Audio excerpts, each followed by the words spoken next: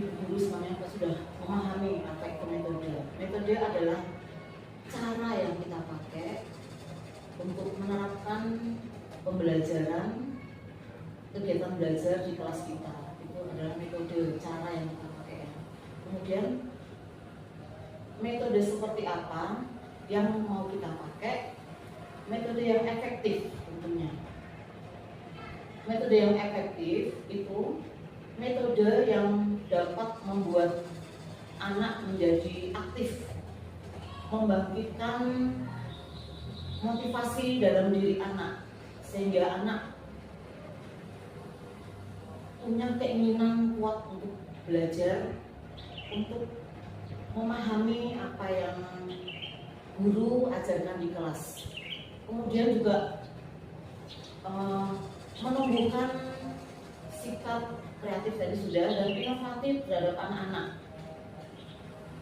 Kadang anak-anak tanpa kita sadari ada ide-ide kadang di luar dugaan kita, tapi anak-anak bisa mengerti. Itu karena dengan metode yang kita terapkan saat belajar. Kemudian metode dan model itu berbeda. Kalau metode itu cara yang kita pakai ya, itu ya, cara untuk menerapkan suatu pembelajaran. Sedangkan model pembelajaran adalah konsep. Misalnya kita mau melaksanakan project, berarti itu konsep kita. Pembelajaran berbasis project itu adalah konsep kita. Di dalam pembelajaran itu tetap ada metode yang kita pakai. Contoh metode yang sering kita gunakan pasti ceramah. Itu nomor satu pasti ceramah di kelas ya. Untuk menuju ke tujuan pembelajaran pasti kita ada ceramah. Kemudian habis ceramah ada tanya jawab. Kemudian ada diskusi. Ada lagi metode pemberian tugas, itu yang sudah kita berikan kepada anak-anak setiap hari. Diskusi, walaupun diskusi ala anak TK, diskusi kecil, tapi kita tetap memberikan pelajaran diskusi. Jadi anak tuh di situ juga belajar untuk menghargai pendapat teman. Walaupun kita berbeda pendapat, tapi anak-anak belajar untuk menghargai. Kemudian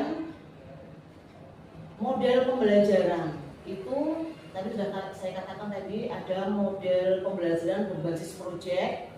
Kemudian juga ada pembelajaran problem solving, itu pemecahan masalah. Jadi anak-anak dikasih permasalahan, kemudian mereka dalam kelompok untuk memecahkan masalah, mencari solusinya. Kemudian anak-anak mempresentasikan dalam kelompok tersebut. Juga ada inquiry learning, itu juga sama. Dalam berkelompok, anak-anak mengerjakan sesuatu secara berkelompok, kemudian memberikan persentase kepada kelompok yang lain. Kemudian juga ada bermain peran. Bermain peran kita sesuaikan dulu dengan tema kita yang cocok untuk bermain peran. Misalnya tema atau topik profesi. Nah, kita bisa bermain peran di situ. Misalnya bermain peran menjadi dokter, ada yang menjadi pasien, juga bermain peran menjadi koki, dan kita sudah melaksanakan semua itu bermain peran. Selain profesi juga bermain peran, misalnya pembelajaran dalam kelas. Selain profesi juga ada bermain peran, misalnya kita berteman dengan, kita mau membuat sebuah drama, sosiodrama, maka akan dibagi tiap peran masing-masing anak, berperan menjadi teman atau berperan menjadi orang tua. Itu dalam sosiodrama di kelas. Biasanya kita akan melaksanakan sesuai dengan topik atau tema pembelajaran kita. Kemudian pembelajaran role playing itu bisik berantai. Anak dibagi menjadi beberapa kelompok, kemudian dari depan dikasih kalimat, kemudian yang depan membisikkan di belakangnya, dan seterusnya sampai yang akhir itu akan menyampaikan hasil yang dia dengar. Itu namanya model pembelajaran role playing. Kemudian ada math and math, itu menggunakan kartu.